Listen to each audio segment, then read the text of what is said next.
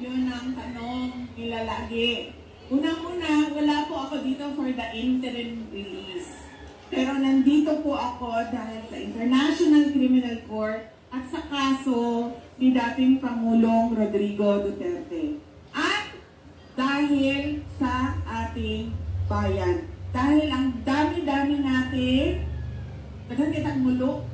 dami-dami nating reklamo, ang dami-dami nating gustong makita sa ating bayan, pero hindi natin nakikita yon. Today, meron kaming small meeting consultation. Dahil napakahalaga sa amin ang mga input, advice ng Filipino communities abroad. Bakit ba? Dahil kayo yung nakatira, nakatrabaho sa iba't ibang bansa. And therefore, you have seen the best of the world and the best practices of governments around the world. And what is our dream? What is our vision? To get that and do it for our country. Diba? Because kaming mga nandoon na hindi pa nakatira o hindi man lang nakatrabaho sa ibang bansa, hindi kami ang may monopoliya ng kaalaman. Nandun sa napakalaking global community of Filipinos ang kaalaman kung ano ba ang pwede natin dalhin at gawin para sa ating bayan. Kaya po tayo nandito dahil din po sa bayan, para sa ating bayan. But before that, I would like to talk about former President Rodrigo Duterte and his influence in my life. Marami po ang nagtatanong, kamusta na si dating Pangulo Rodrigo Duterte? Sinasabi ko sa inyo, hindi niyo pa siya nakita na ganito kapayat sa mga maalala ninyo sa kanya. Mga panahon na naging mayor siya, na naging vice mayor siya, na naging congressman siya, at naging president ng ating bansa. Bakit ba pumayat? Dahil unang-una, hirap siya sa kanyang kalagayan. Hindi naman kasi siya marunong na gawaing pambahay. Hindi niya magawa yon dahil lahat yon ay ginagawa para sa kanya. Simula nang siya ay pinanganak. Simula sa nanay niya, papunta sa girlfriend niya, papunta sa asawa niya, papunta sa girlfriend niya balik. Nasaan na ba si Maharlika? Ito si Maharlika, meron siyang content sa away ng mga girlfriend no? Yes, ma'am. Sabi mo nga doon sa kasamahan ko, sabi ko, alam mo, talino talaga to si President Duterte. Hindi siya nag-asawa ulit. Kung sila ay naghiwalay ng nanay ko, hindi na siya nag-asawa ulit. And therefore, ngayon, wala sa kanila ang makapagsabi na siya ang pwedeng pagmamay-ari kay dating Pangulong Rodrigo Duterte. Dahil lahat sila ay pare-parehong girlfriend lang. Kaya mga lalaki, kapag kayo ay pinalaya ng asawa ninyo, huwag na po kayo mag-asawa ulit.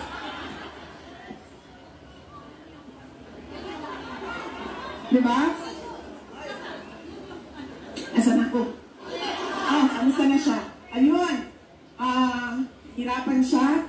Pangalawa, yung malamig. Kasi kahit daw may heater sa loob, pumapasok pa rin yung lamig doon sa kanyang kwarto. At pangatlo, yung pagkaluto ba ng pagkain ay hindi yung tradisyonal na Pilipino na luto.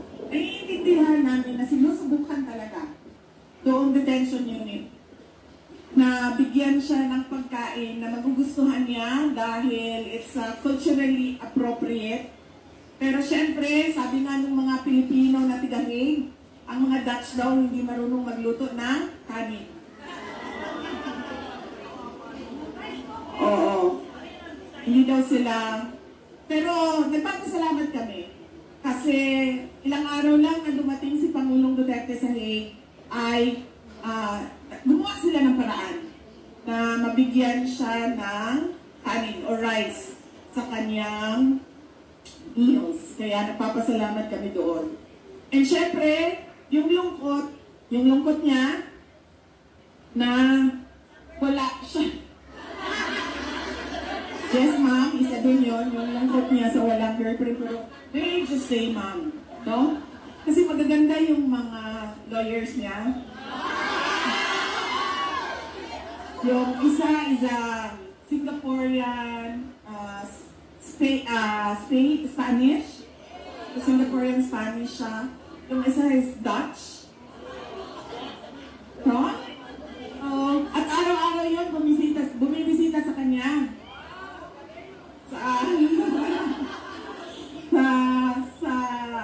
Sa detention. So every morning, meron siyang lawyers conference at masaya ako dahil yun na nga ang problema ko, sir.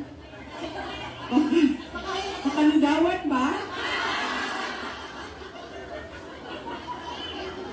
Matinig pa naman yan si PRD. So, baka pero sinabihan na namin sila. Rinarnilan ko. Sabi ko, huwag talaga kayo magpadala sa pambobola niya, ha? May just say na ang Pilipino na lalaki mambobola talaga yan sa kaya. Kaya, sinabihan ko na yung mga abogado, sir, kasi nakita ko na yung maganda maganda talaga. Sabi ko, huwag kayong magpadala sa mga Pilipino na lalaki. Dahil gagawin nila ang lahat na masuko mo ang bataan. Pero pag nasa kanila na ang bataan, ma'am, anong nangyayari? Pumupunta sa Palawan.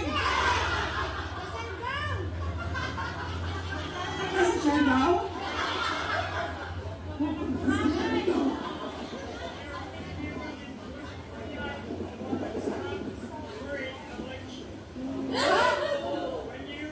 Yes. Yes.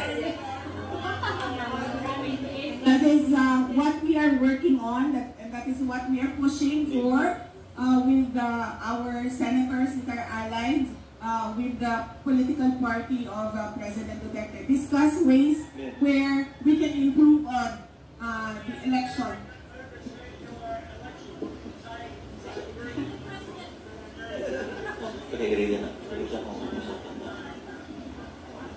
Yes, sir. We also know of that. There is some sort of foreign interference and influence in Philippine government and political affairs. And yes, as I said, we're discussing with senators, particularly Senator Amy Marcos, on how we can make sure that election results are credible. And we want to start it with the BARM elections, which are upcoming this year.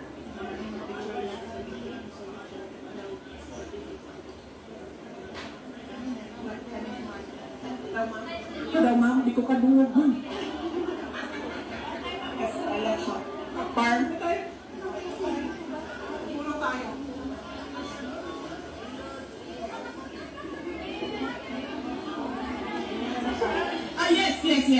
Yes. Filipinos living abroad can do overseas absentee voting through the Philippine Embassy.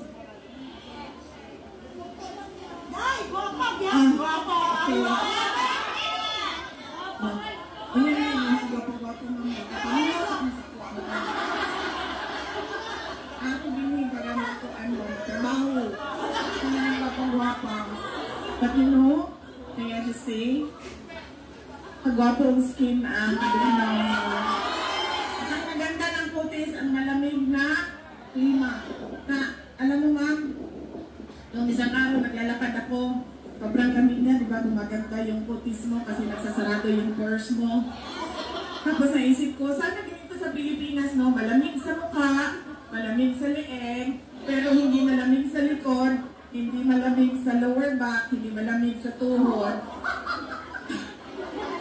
Diba, ma'am? Dito lang yung lamig ba? Sa Pilipinas, dyan lang.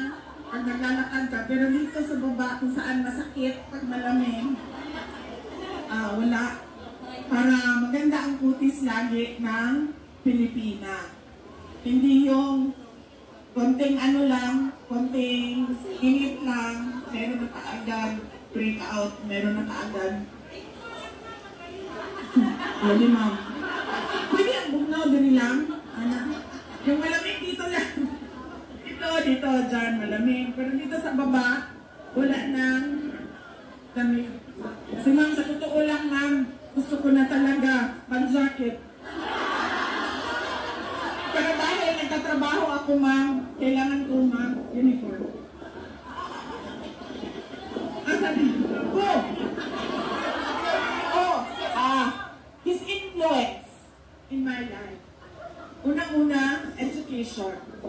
You know, when you talk about tiger moms, Asian tiger moms, where they demand academic excellence from their children.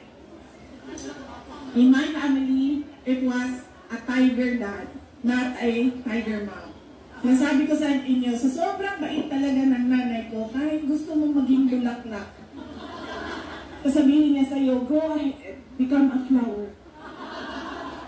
Ganyan, yung nanay ko. Pero yung tatay ko talaga was really, I would say terrible in terms of driving the importance of education into my head. Really. Because, ang sinasabi lang niya sa akin noon, hindi ka tao kapag hindi ka abogado o hindi ka doktor. Dalawa lang ang binigay niya na choices sa akin. Swerte na nga kayo, yung mga nanay niyo, sinabi lang sa inyo nurse eh. So, 4 na taon lang yun. Sa akin talaga, ang demand sa akin, abogado o doktor. So, 8 taon yun. Ganun siya sa akin nung ako ay lumalaki. So, ako din, wala din, pakiramdam ko rin, nung ako ay lumalaki at nag-aaral, wala din talaga akong choice. Maging abogado o maging doktor o hindi ka makakauwi sa bahay ng mga magulang mo. And therefore, wala kang libreng kuryente at tubig. Ganun yung pakiramdam ko. So, nagsimula ako sa med school, and then I ended up sa law school and became a lawyer. And yun. Ang nakita ko na nagbago yung tatay ko sa paningin niya sa akin. The moment na nalaman niya na abogado na yung anak niya. Because apparently, sa mga more sa male lawyers, they find pride and honor kapag meron silang anak na abogado din, kahit isa man lang. And I think ganun din sa doctors. I do not know, but I think ganun din sa mga doktor. Kaya, wala nang ibang paulit-ulit na sinabi sa akin, tatay ko, kailangan mo maging doktor o kailangan mo maging abogado. So it was a childhood with a tiger dad, not an Asian tiger dad, not an Asian tiger mom. Ang pangalawa pong natutunan ko at paulit-ulit na sinabi sa akin ni Pangulong Duterte, sabi niya, you make your own history in this world. So therefore, sa lahat ng desisyon mo, ay hindi ka pwede magturo ng ibang tao sa mga maling nagawa mo sa buhay mo. Kaya ma'am, balik tayo sa iyo, nagpapatawad ako ma'am. Hindi ko kasi alam na si BBM, hindi ko sinasabi ma'am ha, nakasalanan mo at binoto mo sa BBM. Hindi ko alam ma'am, talaga totoo, hindi ko rin alam talaga. Na, ang akala ko kasi, ako, ma'am. Dahil, syempre, di ba? We had that dark past in our country. And the principal figure of that was Marcos Sr. So I was thinking that he would want a legacy that is better than what we had before. So,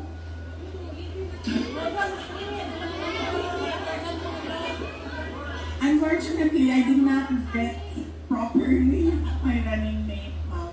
But you know, I'm sure you have doubts about the Marcos already. But you know, ma'am, Senator Amy Marcos is a different individual altogether. And she was the one who was my friend, who is my friend, since 2012. BBM I met in 2015. I'm sorry, 20, before the 2020. Yes, ma'am, 2020.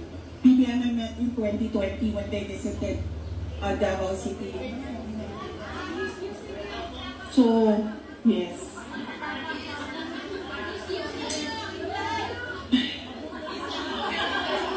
And as PRD said, you make your own history in this world, and I apologize for that decision to run with Bongbong Marcos. Asa man taga-secure din eh? Lagi mo ang kun mo.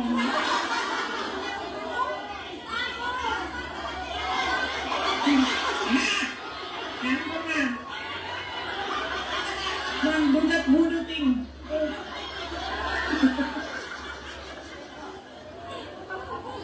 So that is the second influence.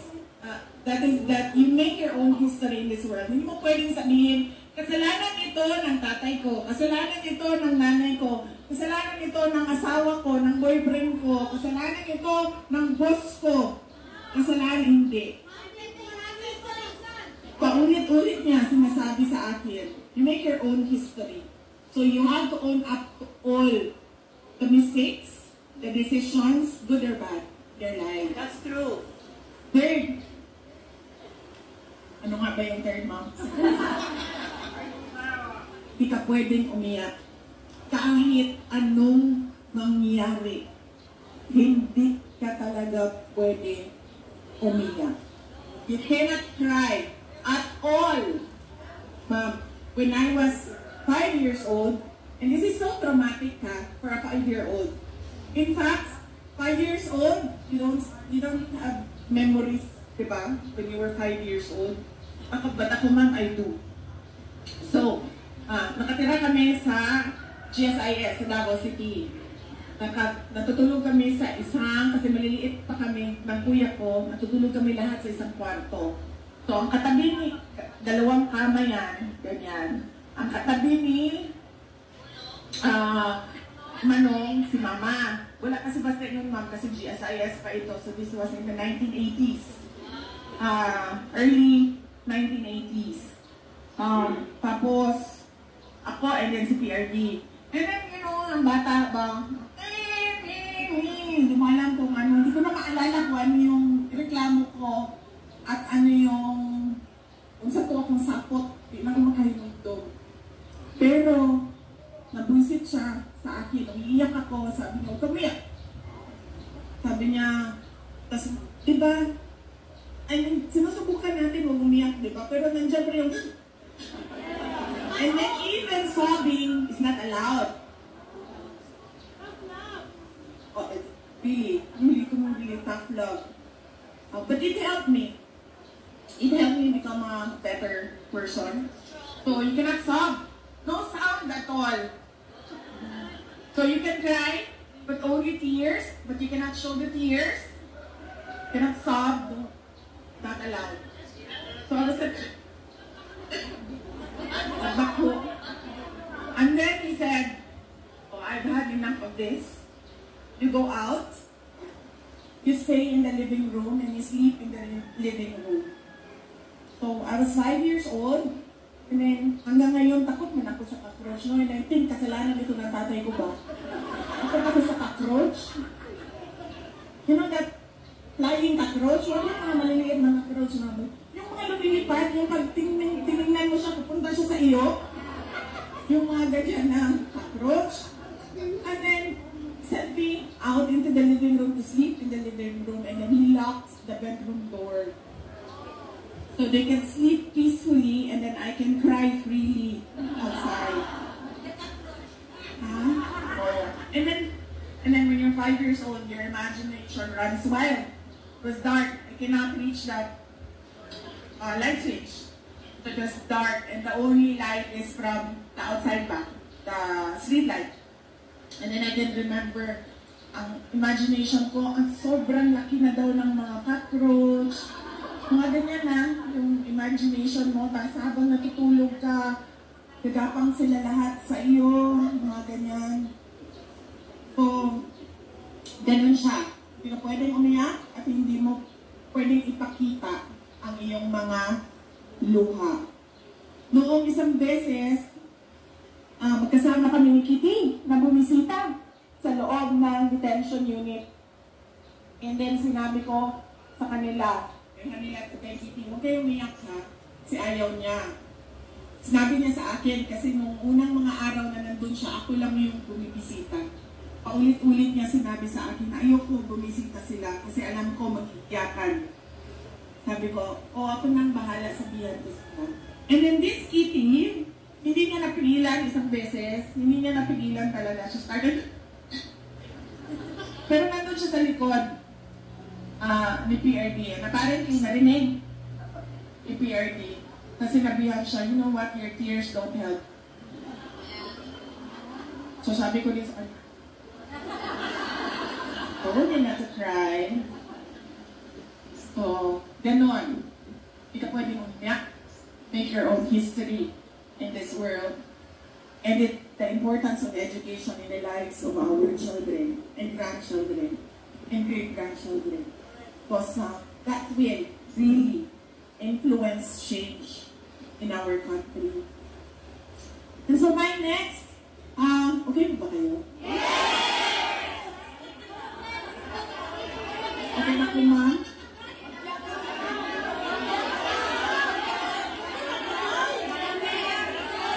Okay na, ma'am? Okay na, ma'am, pero nagtulog na si Pun, ma'am.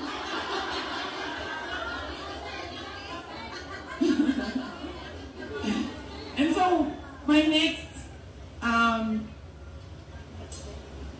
topic for us to discuss about is the International Criminal Court and what the administration did to President Rodrigo Duterte.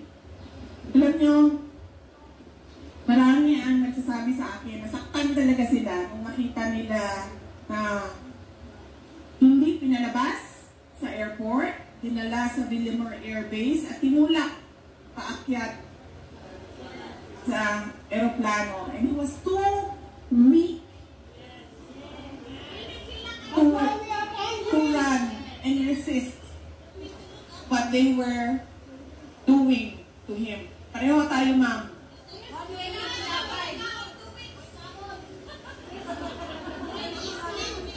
Tumuon, ma'am. Masakit talaga nung nakikita ko yung ganon. Not because, ma'am, anak ako, ma'am, ha? But because I am a lawyer. And I knew that what they were doing was wrong. Because they were supposed to bring him to a local court, to a Filipino court. And then they were supposed to present the diffusion notice. There was a diffusion notice from the ICC to the Interpol directly to the Philippine National Police. So, ang dapat nilang ginawa, Rodrigo Duterte, you have a diffusion notice. Let's go to court. And then they should have presented it to the local court. Pero ang ginawa, ano ba ang ginawa? Yes. Forceful taking of a citizen from his country. If you want to use yung mga naiintindihan ng tao na layman's terms. Pero it was called a rendition in international law. Hindi mo pwede kasi, napansin niyo ma'am, lahat ng mga may death penalty sa ibang bansa, lahat ng mga nakukulong sa ibang bansa, may kaso sa ibang bansa, at may desisyon na nire-request natin pawiin, i-pardon. Because you're supposed, as a state, you're supposed to protect your citizens at all costs. Even to pay, marami doon sa Middle East, di ba? Kailangan mo magbayad ng blood money. Even to pay blood money so that you can take back your citizen. You don't ever take a citizen from his country and submit him to a foreign jurisdiction. You don't do that at all. That is very basic for a government to follow. So yun ang, hindi dahil sa anak ko ma'am, pero dahil sa abogado ko, naiintindihan ko talaga na mali yung ginagawa. At ang masakit pa, the people who say that they are for liberty, democracy, and the rule of law were celebrating. They were celebrating the rendition of a former head of state. Alam nyo, sa ranking, sa hierarchy, doon sa atin sa Pilipinas, former heads of state, meron yan silang some sort of protection. And we did not see that in the case of President Duterte. And then we go to ICC. In terms of complementarity, ibig sabihin po ba sila ay isang justice system? Yung bansa natin, Australia and the Philippines, merong sariling justice system. Nakita na natin, bago siya naging presidente, merong investigation, merong hinukay sa Davao City, merong public inquiry na nangyari. Nandun lahat ng mga Davaoenyo, pinatawag, umaten. Pero meron bang kahit isang kaso na na-file dahil sa sinasabi nila war on drugs o dahil sa DDS? Wala. Naging presidente siya. Tumuloy ang pagtatanong at pagsasabi na mayroong kamalian na ginawa. Meron pa kahit isang kaso na final sa korte natin. Sa dami-dami ng mga final na kaso from 2016 to 2022, kahit isa, wala. Kahit isa man lang na sabihin natin na biktima ng EJK. Meron? Pero merong wala si President Duterte. Dahil meron lang nakita na pag-abuso na mga pulis. Which was properly decided in Philippine courts. Natapos ang termino ni Pangulong Duterte. Wala na siyang power, wala na siyang authority, wala na lahat. Dahil bago na ang Pangulo, meron pa kahit isang kaso na na-file sa Davao City o kahit saan man sa Pilipinas. Wala. Pero bukas ba ang ating mga korte na tumanggap? Oo. Libre ba sila na tumanggap without undue influence from former President Duterte na tumanggap ng kaso? Yes. Yes. Dahil bukas ang mga korte. So hindi dapat makikialam ang ICC. Dahil we have fully functioning judicial courts from the lowest level up to the Supreme Court. Pangalawa, jurisdiction. Hindi na po tayo membro ng ICC. Umalis tayo being a member of ICC in 2017. Hindi ko lang alam kung tama yung number ko, yung year ko. 2017. Kailan sila nag-imbestiga? Nag-imbestiga sila 2 years after ng withdrawal natin sa ICC. Hindi pwede yun. Bakit? Kasi ibig sabihin, pwede ka na mag-imbestiga for all eternity. Kung wala kang period na hanggang saan ka lang pwede mag-imbestiga. And there was a case, a previous case in the ICC na nagsabi ang ICC na hindi na pwede. Dahil lampas na. Kahit hindi man sila member ng ICC, ang Pilipinas, pero lampas na tayo sa panahon na pwede mag-imbestiga. And so dapat ang ginawa ng ICC, hindi nila tinuloy ang investigation, hindi nila tinuloy ang kaso. Pangatlo, kung napapansin nyo, sino lang ba ang kinakasuhan ng ICC? Yung mga African countries. Lahat ng cases doon. Alam nyo kasama ni PRD? Mga black na French-speaking. Doon, sa loob. All African countries. Si PRD lang ang first Asian na kinasuhan ng ICC. And so, we ask, bakit walang Western cases? Diba? Dahil yes ma'am, hindi nila kaya. Hindi nila kaya ang mga kahapon lang may binomba na bansa. Diba? Ilan ang patay doon? Ay, hindi na natin alam. But I'm sure may mga patay doon. And ano ba sinabi ng ICC? Wala. So bakit sila nakikialam sa isang presidente na ginawa lang niya ang trabaho niya para sa bayan? Pang-apat, ma'am, it is clearly politically motivated. Panahon yon ng kampanya. Panahon yon na nagsisimula si Pangulong Duterte lumabas para mangampanya sa kanyang kandidato ng PDP. Pumunta na siyang Hong Kong para sa kanyang mga senator candidates. Meron ng mga schedule at plano sa pangangampanya. At dahil meron tayong insecure na administration na ang gusto gawin ay magturo ng ibang tao sa kawalan at kamalian nila, ay hinila nila si Pangulong Duterte para hindi siya makakampanya para sa kanyang mga kandidato. At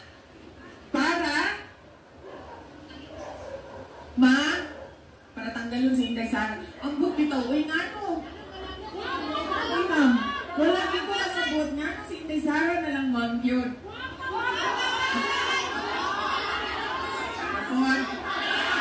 Tapos katangman, nakatanin na po mo sa beauty secret.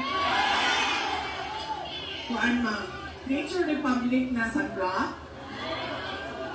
Nature Republic na sunblock. Tapos Anessa na powder sunblock. Tapos sunblock ni ma'am. Kaya abi man kung ako pa, atubangon ko ninyo dito day. Kadang salamat ha, kamudiin nag-atubang sa iya. Double sunblock, Nature Republic, Anessa na powder sunblock. And then, isa po gani niya akong blush on gani. Nature Republic, ako ang eyeshadow. MAC, ang ako ang lipstick. Nakalimot ko sa brand sa ako ang blush on. O na siya. Ako ang kilay ma'am kay Kuan. Bobbi Brown.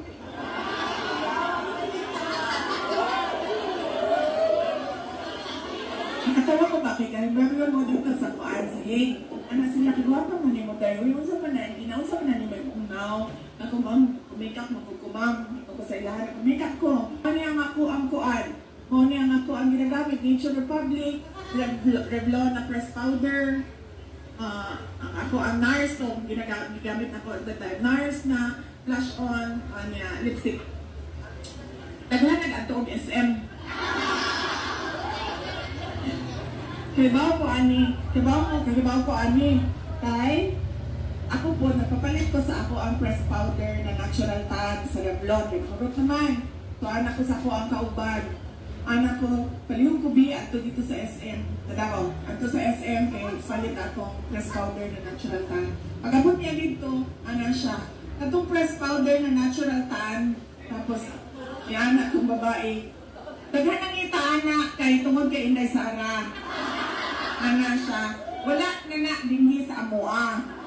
Yan na siya. Ikaduha, dili tanan now, pwede sa natural tan. Ingana mo yun mo. Ang sales personnel. Yan mo siya nisulti para kay Inday Sara. Yan siya nga. Dili mo para ako. Para kay Inday Sara. Ingana ma'am. Ingon kong katong Revlon na kuan. Hindi mo tama. Alam mo, mga tanas si Mayen. Kung ako ba na ko. Madami ako sa iya. Wala na daw itong natural tan na press powder. So! Wala ko kasabot nga no. Si Inday Sara na lang ma'am yun. Ang binungdan sa tanan. Ang tawag sa iya ma'am, political scapegoating. Kanang magsisikang tudlo, kaning tawhanan ni, para malimtan. Tama ka ma'am, para malimtan ang problema sa budget, para malimtan ang langko sa budget, para malimtan ang mga kinahanglan nila buhaton, pero wag nila ginabuhat, kanang mga ingon anak. And so, si Kateki ma'am,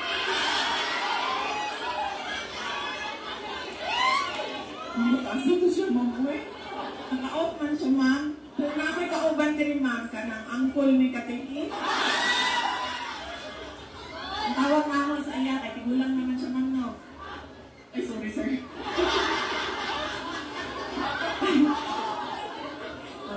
Kating ko ang tawag nga siya. Kaya kinahanglan naman siya o kuan. Kating ko para sa mga sakit. Bawas ma'am.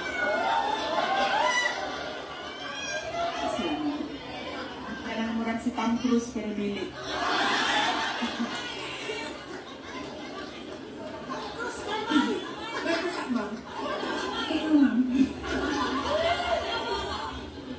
si ma'am.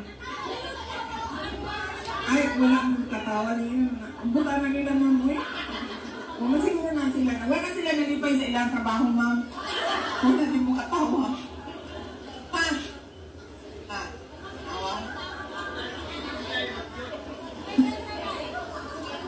Jurisdiction, complementarity, political, persecution, and, ma'am, some sort of discrimination.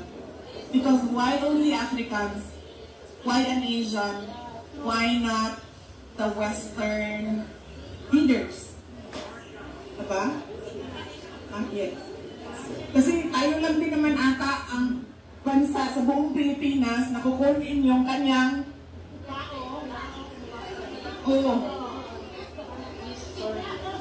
ang tanga.